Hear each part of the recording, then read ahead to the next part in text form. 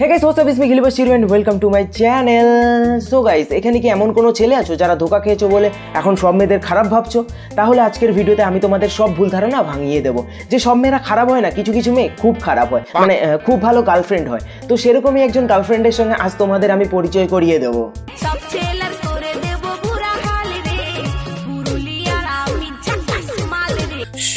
চুপ চুপ চুপ চুপ না, এই গান নিয়ে কোনো কথা হবে না, কোনো কথা না, নো কমেন্টস। সবাই ধৈর্য সহকারে বসুন, তো আর বেশি ভাট না পাকে লেটস বিগিন।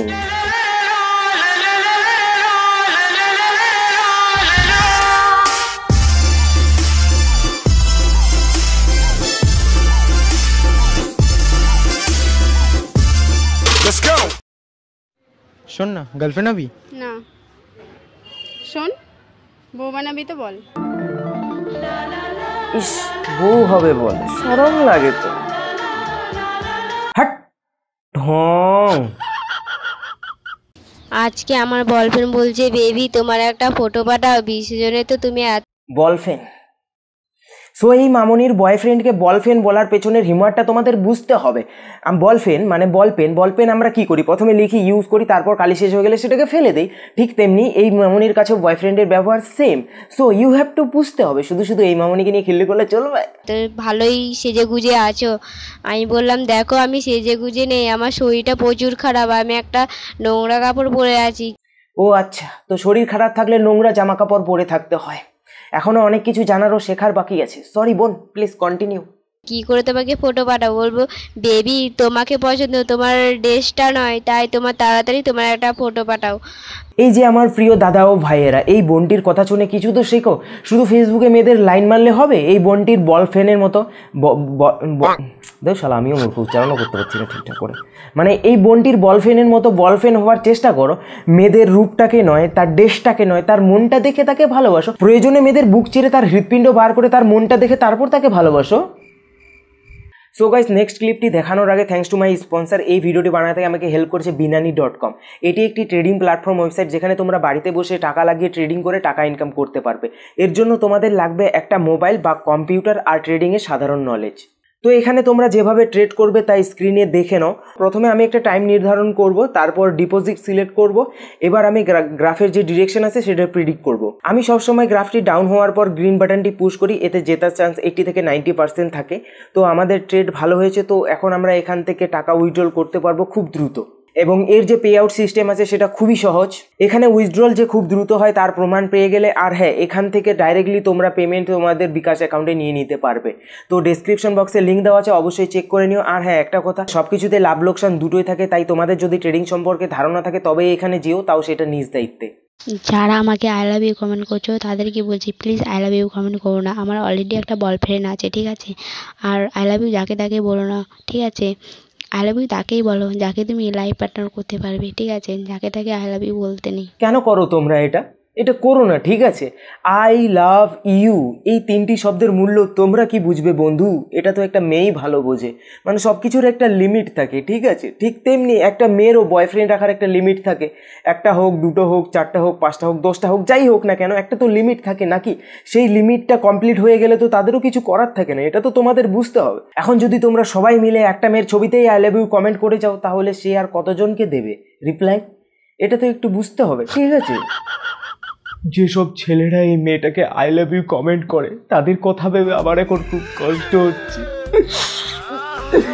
নুডু কাঁদিস না, সরি মুড কাঁদিস না, চুপ চুপ। मैंने सनम तुझे प्यार किया है, सिर्फ तेरा इंतजार किया है। मैंने सनम तुझे प्यार किया है, सिर्फ तेरा इंतजार। এই নিরীহ নিষ্পাপ বলফ্রেন্ডটির কথা ভাবো একবার, কি মানসিক অত্যাচারটাই না হচ্ছে এর ওপর। দেখো মামনি, জোর করে হাগা বের হয়, ভালোবাসা বের হয় না। তাই বলছি, এই নিরীহ নিষ্পাপ ছেলেটির উপর এরকম অত্যাচার জোর জুলুম করো না, এটা কিন্তু ঠিক না। এই বলপেনটি মনে হয় রোজ রাত জেগে শুধু একটা কাজই করে। আরে না না, যেসব কাজের কথা ভাবছো ওসব কিছু না। রোজ রাত জেগে মনে হয় একটা কথাই ভাবে যে আমি আগের জন্মে কি পাপ করেছিলাম যে এই জন্মে এরকম একটা গার্লফ্রেন্ড আমার কপালে জুটেছে। জীবনটা শেষ হয়ে গেল রে ভাই। ঢং করছে আবার। ঠাকুর, এই নরকের জীবন থেকে আমায় মুক্তি দাও ঠাকুর, আমি আর বাঁচতে চাই না ঠাকুর। ওই শোন, তুই আমাকে ছেড়ে দিচ্ছিস বলে যে আমি বরবাদ হয়ে গেছিলি এটা না, ঠিক আছে? যেমন একটা খেতে শীত যায় না, পরে অনেক খিদা লাগে, তেমন একটা ছেলে এই পুরো লাইফটা যায় না, লাইফে অনেক ছেলে আসবে, তুই শুধু নিজের খেয়ালটা রাখবি সবসময়। ও ভাই, অ্যাটিটিউড দেখেছো মামুনির? একটা ছেলেই পুরো লাইফ যায় না, লাইফে অনেক ছেলে আসবে, তুই শুধু নিজের খেয়ালটা রাখবি সবসময়। বাহ ভাই, বাবা বাবা। তা বলছি ভাই, এই মেয়েটি কি ভালোবাসার দোকান খুলে বসেছে নাকি, যে একের পর এক ছেলে আসবে ভালোবাসা কিনতে? চিরু নামে এক মহান ব্যক্তি বলেছেন যে ভালোবাসা আর হাগা কারো জন্য আটকে থাকে না। হ্যাঁ, ভালোবাসা আর হাগা কারো জন্য আটকে থাকে না, সময় হলে ঠিক বেরিয়ে যাবে, যতই করো তুমি আটকানোর চেষ্টা।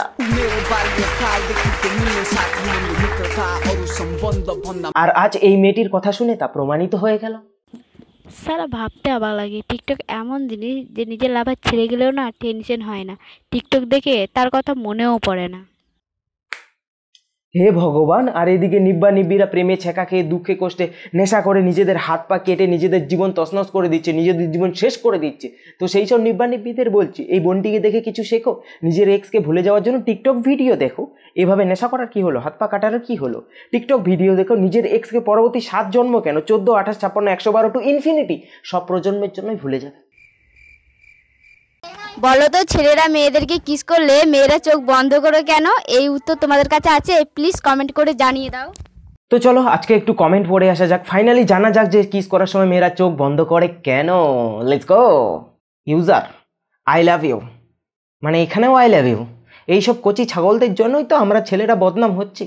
চলো নেক্সট কমেন্ট। চোখ তুই বন্ধ করিস তোর কুটকুটানি ধরে বলে। কুটকুটানি? তা কুটকুটানিটা কোথায় ধরে, চোখে ধরে নাকি যে তাই চোখ বন্ধ করে? Next comment. মেয়েদের জ্বরে হিসি পেয়ে যায় তাই, মানে মানে ভাই কিস করার সময় হিসির কি সম্পর্ক? ও আচ্ছা, কিসি হিসি। নাইস। হাই ফ্রেন্ড, দেখো আমরা এখন মাঠে বসে আছি, আমার বয়ফ্রেন্ডরা বলছে নাকি আমরা খুব সুন্দর দেখতে, তার জন্য না রোদে বসে আছি কালারটা চেঞ্জ করার জন্য। তাড়াতাড়ি যদি কালো হয়ে যায় না, তাহলে ও আমাদেরকে ছেড়ে চলে যাবে, বাঁচা যাবে, আর রাত্রে জেগে কথা বলতে হবে না। ওরে ভাই, এই মেয়েটি তো দেখছি ভালোবাসার 108টি বিষয় নিয়ে পিএইচডি করে বসে আছে। বলপেন পটানো থেকে শুরু করে বলপেন ভাগানো সব কিছুরই নিনজা টেকনিক তার জানা আছে। আজ জীবনে প্রথমবারই শুনলাম যে কোনো মেয়ে রোদে বসে কালো হতে চায়, তাও আবার সেটা বয়ফ্রেন্ডকে ভাগানোর জন্য। ভাবা যায়, মানে আজকাল মেয়েরাও ভালোই বাবা ফুঁকতে শুরু করেছে দেখছি। বাবা মনে হয় আজকাল সুলভ মূল্যেই পাওয়া যাচ্ছে। তেঁতুল গাছে তেঁতুল টক, লঙ্কা গাছে ঝাল, তুমি আমাকে ঘৃণা করো, বুঝে গেছি কাল।